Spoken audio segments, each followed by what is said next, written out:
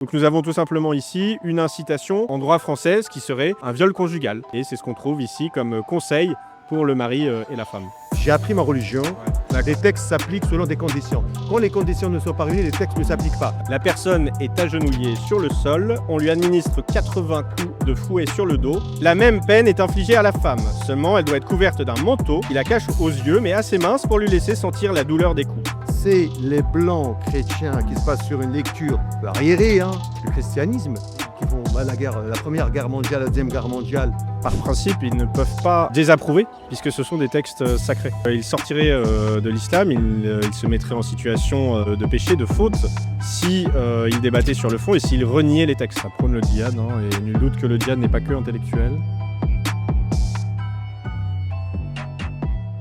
Bonjour à tous, c'est Guillaume Fouqueton, on se retrouve aujourd'hui pour un nouveau reportage au Bourget pour suivre la rencontre annuelle des musulmans de France, un événement organisé par les musulmans de France. Je me trouve aujourd'hui avec Damien Rieu qui est lanceur d'alerte. Bonjour Damien. Bonjour. Alors Damien, est-ce que tu peux me parler de cet événement? Il faut dire qu'il n'a pas eu lieu en France depuis 5 ans. Il y a eu beaucoup de remous médiatiques et juridiques autour de l'événement parce qu'il a été annulé et finalement il est là, il est bien maintenu ce vendredi. Nous sommes exactement le 2 avril. Oui, c'est un événement qui rassemble des dizaines de milliers de personnes qui sont proches de la mouvance des frères musulmans, qui sont proches de cette organisation qui s'appelle Musulmans de France, ex-UOIF, et qui est la vitrine française des islamistes frères musulmans. Et donc c'est un peu c'est le plus grand rendez-vous de l'année. Ils viennent de toute la France, ils sont très nombreux, il y a énormément de conférences, il y a des stands. Donc il y a eu par le passé énormément de polémiques aussi, parce qu'il y a des prédicateurs très sulfureux qui sont qui ont voulu venir ici, qui ont été interdits par l'État à plusieurs reprises. Donc voilà, c'est vraiment the place to be de l'islamisme. Merci beaucoup Damien, c'est très complet. Reportage, immersion, c'est parti. On appelle au financement, c'est ça ici? Nous les prêts sous moi, projet ça vaut 7 millions d'euros. Alhamdoulilah, on a besoin des gens qui nous donnent quoi. Le maire il a donné les terres, les terrains. Avec le nouveau maire Ali Djouara ou l'ancien maire? L'ancien. Alhamdoulilah, peut-être avec le nouveau maintenant, on va aller avec lui, il est aussi là. Avec Ali Djouara. Avec Ali. Là par exemple c'est Youssouf Al-Qaradawi, donc le grand prédicateur des frères musulmans, qui prônait la lapidation des homosexuels, la mort des juifs, voilà, et c'est le grand penseur des frères musulmans. Ah bah on m'a dit que je pouvais rentrer tout à l'heure. Désolé, pardon. Je n'ai pas terminé l'installation, mais vous pourrez revenir dès qu'ils ont fini l'installation. Bah attendez, on finit juste 2 secondes. Là on a un livre de Tariq Ramadan. Et alors? Rien, je commente. Ah non, mais vous êtes insupportable. Merci de sortir, s'il vous plaît. S'il vous plaît, ça nous dérange parce qu'on va... Des choses à cacher, madame? Non, en fait, il n'y a rien du tout à cacher, mais en fait, on vous explique qu'on est encore en installation, donc est-ce que vous pouvez sortir, s'il vous plaît?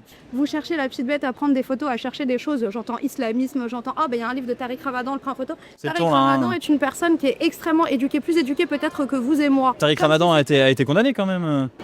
Écoutez, je vais pas rentrer sur ce débat là avec vous. Vous me dites qu'il est extrêmement éduqué, monsieur Tariq Ramadan. Vous pouvez sortir, c'est pas moi qui le dis, c'est la liste de diplômes qui vous le dit. Jusqu'à preuve du contraire, ce livre, il n'est pas interdit en France. Bien sûr. Voilà, donc si vous avez vos opinions sur cet Oui. auteur, de grand bien Je n'ai pas le droit de les exprimer. Vous avez le droit de les exprimer. Bon, ok. Vous faites un amalgame là, parce Ok. que je suis en train de Donc, vous dire, quel est le l'un souci, n'a absolument aucun lien avec l'autre. Ok. Vous revenez quand vous voulez, on Ok. ne discutera pas de ce livre. Oui. Vous n'avez pas le besoin de me poser la question de pourquoi est-ce qu'on vend ce livre. On est libre, on est en France. Bien sûr. On vend ce qu'on veut tant que c'est pas interdit par la loi. Bien sûr. Donc le débat s'arrête là, je vous invite à partir. D'accord. Merci À quelle heure le stand ouvre? beaucoup. Revenez demain. Demain? Ouais, revenez demain. Bah, je suis pas sûr de revenir demain, donc. Tant pis, désolé. Le stand va être fermé C'est dommage. Il va toute la être en soirée. installation, je peux pas vous donner d'heures exactes, mais Donc c'est vous fait. avez des choses à cacher, vous voyez. Mais Vous non, savez, monsieur, Non, on va arrêter là. Venez C'est demain, pas vrai, là, on il y vous a, invite il y a à des gens, venir il y a des demain. gens, il y a des gens là. Il y a des gens en plus, C'est il est pas fermé. l'organisateur. Ah, le monsieur en vent, c'est l'organisateur. Donc on vient de sortir du stand là, Damien. Alors, on s'est fait évacuer d'un stand, ils n'étaient pas très contents. À mon avis, la police des stands n'est pas encore passée et donc il restait des livres assez sulfureux. Et il y avait notamment Hani Ramadan. Hani Ramadan est interdit de séjour en France, c'est le frère de Tariq Ramadan et c'est la version plus radicale encore que Tariq Ramadan. Donc ce sont les arrière-petits-enfants du fondateur des frères musulmans, donc on est au cœur du sujet. Hani Ramadan est en Suisse et il y avait ces livres ici alors qu'il a été interdit de séjour en France. C'est des livres particulièrement sulfureux. Puis il y avait aussi Youssouf Al-Qaradawi qui est le grand prédicateur des frères musulmans, décédé il y a quelques années et qui est lui connu pour justifier les attentats suicides, la peine de mort contre les homosexuels, la destruction des juifs, qui était le leader de la confrérie, le grand penseur. Il avait une émission qui s'appelait La Charia et la vie sur Al Jazeera, qui était une émission très connue et très influente. Il a participé probablement à radicaliser des millions de musulmans. Et donc il y avait ces livres là-bas. Et il réclamait l'un de ses propos les plus choquants, hein, c'est qu'il disait que Hitler n'avait pas fini le travail. Hein. Donc voilà, c'est vraiment très radical. C'est normal que ce livre soit ici, puisqu'on est ici au cœur de l'écosystème des frères musulmans. Donc c'est normal qu'il y ait un livre de Youssef Al-Qaradawi, hein, c'est pas étonnant. Ça reste quelque chose de choquant quand on connaît le personnage et sa radicalité. Elle m'a dit que chez eux, le mot islamiste n'existe absolument pas et qu'on ne peut pas utiliser ce mot-là. De manière sémantique, la distinction entre islam et islamisme n'existe que depuis les années 60. Avant, pour un musulman, il n'y a pas de différence entre islam et islamisme. Hein. C'est la même chose. Et d'ailleurs, au début du siècle dernier, tous ceux qui étudiaient l'islam utilisaient de manière indifférenciée islamisme et islam. Voilà, c'était synonyme. Comme on dit christianisme et chrétien. C'était la même chose. Là, je pense que ce qui ne lui plaît pas, c'est que tous les livres n'étaient pas, on va dire, politiquement corrects dans cette librairie. Et donc, à mon avis, quand on va revenir, elle aura fait le ménage, mais on verra. Hein, peut-être que j'aurai tort. Un livre de Khomeini, hein, voilà. Donc, on a normalement, vous savez que les musulmans en France sont plutôt sunnites, mais on a aussi de la radicalité chiite. Voilà, le grand djihad, lutter contre soi-même. Doivent tous poursuivre le djihad. Djihad intellectuel fait partie du djihad. Voilà, donc bon, ça prône le djihad, hein, et nul doute que le djihad n'est pas que intellectuel. Évidemment, les 40 hadiths de Nawawi, où on retrouve le 8e et le 14e sont savoureux. Le hadith 14, hein, il nous dit « La vie d'un musulman ne peut encourir légalement la condamnation à mort que s'il relève de l'un de ces 3 cas. L'homme marié qui commet l'adultère, donc condamnation à mort. Le meurtrier, bon ça c'est pas très choquant, qui devra subir le sort de sa victime. Et enfin celui qui renie sa foi et qui se sépare de sa communauté. Donc l'apostat, celui qui quitte l'islam, est condamné à mort dans ce petit livre qui est en vente ici au salon RAMF, organisé par Musulmans de France. Donc voilà. J'ai trouvé du Hani Ramadan, hein, donc interdit de séjour en France, du Khamenei, voilà, sur le djihad notamment, voilà, le grand djihad, lutter contre soi-même. Donc voilà, je me mets un petit peu de lecture, je vais feuilleter ça et je vais sûrement trouver des pépites, voilà. Qu'en pensez-vous alors, monsieur ? Ce n'est pas le lieu, ce n'est pas le moment. Si vous voulez en discuter, prenez nos coordonnées, on en discutera ultérieurement. Mais là, c'est pas le moment. Moi, j'aimerais qu'on ait une vraie discussion de fond et qu'on puisse discuter, qu'on puisse échanger. Votre posture n'est pas la bonne. Les mécréants ressemblent à du bétail. Voilà, les mécréants ressemblent à du bétail, donc je sais pas, on ressemble à du bétail peut-être. Personne veut commenter les propos. Le problème, c'est qu'en fait, par principe, ils ne peuvent pas désapprouver, puisque ce sont des textes sacrés. Et donc, ils sortiraient de l'islam, ils se mettraient en situation de péché, de faute, si ils débattaient sur le fond et s'ils reniaient les textes. Donc c'est pour ça qu'ils sont en difficulté, ils ne peuvent pas les renier. Qu'est-ce que vous pensez de la condamnation à mort des apostats ? Est-ce que c'est normal qu'il y ait un livre ici qui soit vendu et qui prône la condamnation à mort des apostats ? Mais je vous ai dit, les textes, monsieur, toutes les textes religieuses en sont apparence violentes. Est-ce que ce texte-là est appliqué de cette manière ? Donnez-moi un pays dans lequel on applique ce texte-là de cette manière-là. Les apostats ne sont jamais assassinés ? Dites-moi un pays où on peut appliquer ce texte de cette manière. Vous me garantissez que les apostats ne sont jamais assassinés ? Ce texte-là, en fait, c'est un avis religieux. Oui. Il dépendra de extrémiste, beaucoup. Oui, mais tous les textes. Je vous mets en défi maintenant. Je sors tout de suite mon Google et je tape les textes violents dans l'Ancien Testament. Et on va les citer ensemble. Vous allez voir. Est-ce que je peux vous donner une différence ? Mais est-ce qu'ils sont appliqués ? Ils ne sont pas appliqués. Voilà, justement, c'est ça la différence. C'est que donc, parce que ces textes de l'Ancien Testament, il n'y a jamais personne qui est tué au nom des textes de l'Ancien Testament. Ils datent de combien de siècles ces textes-là ? Vous voulez maintenant, en 2026, me sortir un texte qui date de 15 siècles, qui dépend d'une époque qui est complètement différente. D'accord. Est-ce que vous le condamnez, ce livre ? Condamner la Bible ? Est-ce qu'il y a des gens qui sont tués au nom de la Bible aujourd'hui ? Si. Dans le monde. Oui. Il y a des gens qui sont tués, Oui, il y a des attentats au nom de la Bible ? Ben oui. D'accord. Oui, aux États-Unis, un peu partout. Vous pouvez me citer un attentat au nom de la Bible ? Mais je peux vous citer tout de suite, des attentats commis par des Blancs pour la... Mais au nom de la Bible, vous avez dit au nom de la Bible. Est-ce qu'il y a des attentats au nom de la Bible ? Ben oui. D'accord. Dans ce livre Marie et femme, droits et devoirs, on trouve à la page 43 l'interdiction de se refuser à son époux de jouir d'elle. La femme ne doit pas s'opposer au droit de son mari de jouir d'elle, car elle est menacée de malédiction et de colère, comme cité dans le hadith, dans lequel le messager dit « Si l'homme invite son épouse au lit et qu'elle ne vient pas à lui, et qu'il passe alors la nuit fâché contre elle, les anges la maudiront jusqu'au matin. » Le messager dit aussi « Par celui qui tient mon âme dans sa main, il n'est pas de femme qui se refuse à son mari, qu'il invite au lit sans que celui qui est au ciel ne soit courroucé contre elle, jusqu'à que son mari soit satisfait d'elle. » Donc nous avons tout simplement ici une incitation à ce qui est en droit français, ce qui serait un viol conjugal, c'est-à-dire une obligation lorsqu'on est obligé d'avoir une relation sexuelle. En droit français, c'est du viol, et c'est ce qu'on trouve ici comme conseil pour le mari et la femme. Préserver leur sexe de tout rapport, si ce n'est qu'avec leur épouse ou les esclaves qu'ils possèdent. Voilà, donc là on a aussi une apologie de l'esclavage. On a le droit d'avoir des esclaves puisque c'est mentionné noir sur blanc. Petite anecdote. Actuellement, Trump fait une guerre. Au nom de la Bible. Bah oui. Ah bon? Il y avait des prêtres autour de lui qui ont dit que Trump fait une guerre au nom de... Il a cité je ne sais pas quel passage de la Bible. Il se base sur un truc religieux. Alors c'est lui l'extrémiste maintenant. C'est les blancs chrétiens qui se basent sur une lecture arriérée du christianisme qui font la première guerre mondiale, la deuxième guerre mondiale. Et les morts qui sont... Mais là, on est en 2026. C'est pas les musulmans qui ont fait la première ni la deuxième guerre mondiale. Donc il faut arrêter un peu. Donc si vous parlez de ça, c'est les musulmans les premières victimes de la violence. Si vous êtes aussi victime de la violence, il faut retirer tous les livres qui appellent à la violence. Vous n'êtes pas d'accord? Ces livres-là font partie de la littérature, on dirait plus ou moins ancienne. Est-ce qu'elle est appliquée? Je ne pense pas. D'accord. Vous ne pensez pas? Je vous prends en défi, non mais... On vit en France, on vit tout en France. Est-ce qu'un musulman actuellement... Les apostats aujourd'hui, ils sont menacés. Mais quand on quitte l'islam, on est menacé. Combien de musulmans ne pratiquent pas et ne croient pas à l'islam que vous voyez autour de vous, dans votre quartier, dans votre travail? Est-ce que vous avez entendu une fois une mosquée, une organisation en France et en Europe, même au Maghreb, en Afrique, qui a appliqué ça? D'accord. Et vous ne pensez pas que des gens qui lisent ce type de livre peuvent le prendre au pied de la lettre, oublier, le mettre dans le contexte d'aujourd'hui et l'appliquer? Ça peut être dangereux quand même. Oui, ils peuvent déconner les gens. Oui, ils peuvent déconner. Ouais. Ils peuvent déconner, bien sûr. Dans la globalité, l'islam Ça se passe bien. n'a jamais... Bah oui. Les 230 morts Mais attendez, du terrorisme djihadiste en France, ça se passe bien? Non, ça se passe pas bien. Ça. Ah, ça se passe pas bien.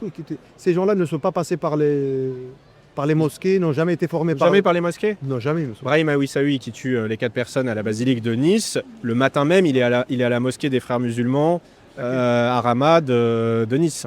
Si on passe par une mosquée, ça ne veut pas dire qu'on a... D'accord, qu'on a mais ne été dites pas que ça n'a éduqué pas, dans cette ça n'a pas de mosquée. rapport. Vous avez dit non il y a un instant que ça arrivait jamais. Mais avez non, dit ça que ça arrive jamais, n'arrivait mais... Imaginez, les gens qui pètent les plombs, il y en a tout le temps, monsieur. D'après Ibn Abbas, que le prophète a dit « Tuer les 2 personnes impliquées dans la sodomie, l'actif et le passif ».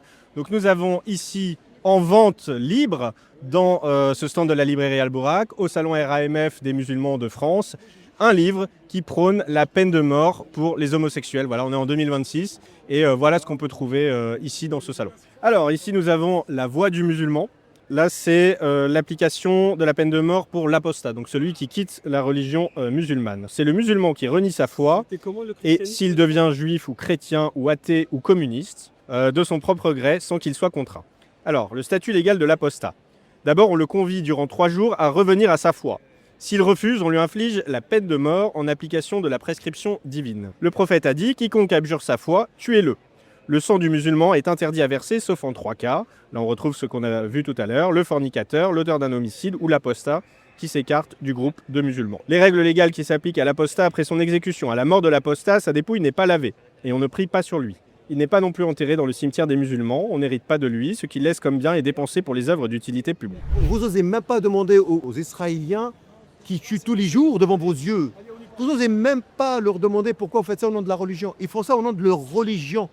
Ils pensent que le grand Israël doit aller jusqu'à où et on doit tuer tous les goïs. Ils n'ont pas tué 230 Français. Ah, parce que c'est que les Français qui vous intéressent, vous? Mais la vie humaine, elle est censée être la même partout. Là, en l'occurrence, je suis français, je débat dans le contexte Bon, français. En fait, je suis humaniste, je suis français, mais je suis humaniste. Si on a une idée, elle doit être un peu plus ou moins globale, elle inclut tout le monde. Bah, du coup, c'est à condamner. Ah bah oui. S'il y a des livres qui appellent, s'il y a des livres racistes qui appellent à la violence, on condamne. Regarde, ils sont Damien, interdits. on condamne toutes les violences. Oui. D'où elle vient? Donc vous condamnez là, par exemple, ce livre qui dit monsieur, c'est un livre Vous qui condamnez. date de 14 siècles. Mais monsieur, c'est un texte Pourquoi inapplicable. vous voulez pas dire je condamne ce livre? Mais je condamne tous les propos, monsieur, violents. Oui, Tous les mais propos ce violents. livre-là. Tout. Voilà, alors on a autre chose, le musulman qui délaisse la prière. Il s'agit de celui qui néglige ses 5 prières, soit par négligence, soit par reniement. On lui enjoint de les accomplir et on lui réitère l'ordre. On attend jusqu'à qu'il ne reste du temps imparti à la prière que ce qu'il faut pour lui faire une raka. S'il refuse toujours de l'accomplir, il subit la peine légale prévue, savoir la mise à mort. Donc un musulman qui délaisse la prière est également mis à mort. Donc cette fois-ci, c'est la manière d'appliquer la peine légale pour ivresse. La personne est agenouillée sur le sol, on lui administre 80 coups de fouet sur le dos. Le fouet ne doit être ni trop gros, ni trop mince. Indulgent. La même peine est infligée à la femme, seulement elle doit être couverte d'un manteau qui la cache aux yeux, mais assez mince pour lui laisser sentir la douleur des coups. Dans un autre stand, j'ai trouvé les jardins des vertueux. Vraiment quelque chose que je trouve assez choquant, c'est-à-dire battre son enfant. Donc je vais vous lire. Le messager d'Allah a dit « Ordonnez à vos enfants la prière à 7 ans et frappez-les s'ils ne la font pas lorsqu'ils atteignent les 10 ans. » Voilà. Donc ça, c'est marqué ici, dans le jardin des vertueux. D'accord. Et par exemple, si je trouve quelque chose de violent dans le Coran, est-ce que vous condamnez? Et ça, c'est autre chose. Ah, Vous ne comprenez pas, monsieur. Le Coran, c'est un livre sacré pour les musulmans. Donc vous n'avez pas le droit de le Je vous condamner. explique. Vous condamnez les versets ou les passages violents dans la Bible? Ah oui, je peux m'en détacher sans problème. Je peux tout à fait Alors dire. que, au contraire de vous, moi, j'ai Vous lu un pouvez peu, pas. j'ai appris. Non, je vous explique. J'ai appris ma religion et j'ai fait des études et j'ai compris que les textes ne s'appliquent pas d'une manière aveugle. Les textes s'appliquent selon des conditions. Quand les conditions ne sont pas réunies, les textes ne s'appliquent pas. Alors dans quelles Vous donnez conditions on l'exemple, peut tuer un l'exemple. apostat, par exemple? On ne peut pas ne tuer. peut Ça, pas. c'est des textes. Si on avait le temps, je vous fais des passages du moment de la révélation. Ces textes ont été prescrits dans un moment bien précis. Donc le prophète recevait, j'explique, le prophète recevait de la révélation au moment où il agit en même temps tous les jours en fait. Il recevait des ordres. Et le prophète, C'est il est croyant, parfait. en fait. Il est parfait. Pour les croyants, tout est parfait. D'accord. Quand il ordonne le massacre de 800 juifs, c'est parfait? Oh monsieur, on va rentrer dans des considérations historiques. Alors que Vous n'arrivez pas à condamner ça? Mais monsieur, quand il y a une guerre, quand il y a une Est-ce violence, que c'est une erreur de massacrer les juifs comme l'a fait le prophète? vous voulez à tout prix me sortir quelque chose de ma bouche pour renier mon histoire, renier Est-ce qu'on quelque est chose parfait quand d'évident on- dans la religion, alors que c'est pas comme ça. Est-ce que qu'on ça est se parfait passe. quand on a usé Quand on de la adhère à une religion, monsieur, on adhère à une religion avec tout ce qu'elle comporte en fait. Et c'est pas aussi facile de parler d'une religion. Est-ce que le qui date de prophète a fait 15 des siècles. erreurs ou il a jamais fait d'erreurs? Le prophète, c'est un humain, il y a des choses qu'il fait en tant qu'humain. Il a consulté des compagnons pour leur dire qu'est-ce que je dois faire. Les compagnons viennent lui dire est-ce que c'est une révélation ou c'est une décision personnelle, prophète Mohammed. Vous savez, ça date de 15 siècles. Aujourd'hui, vous condamneriez quand même. Mais on condamne toutes les violences maintenant. N'hésitez pas. Vous attendez ce jour-là, Oui. qui est un jour de fête, de rencontre entre les musulmans, pour soulever ce problème-là. Ouais. C'est pas le moment, parce que ce livre-là, vous allez trouver des centaines de livres, peut-être même des milliers de livres.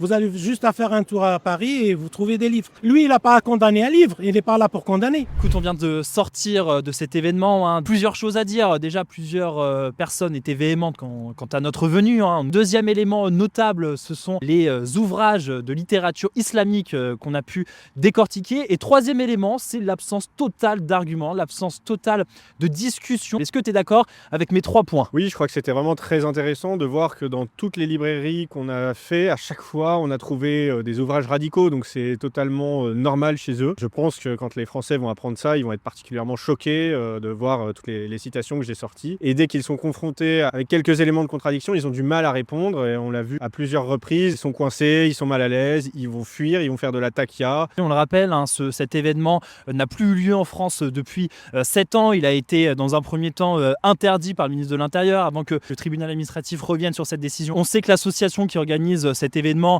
est une des branches des frères musulmans. Voilà, qu'est-ce que cet événement dit de la place de l'islam en France aujourd'hui, Damien? L'islam, il prend plus de place, de plus en plus. Il y a de plus en plus de musulmans.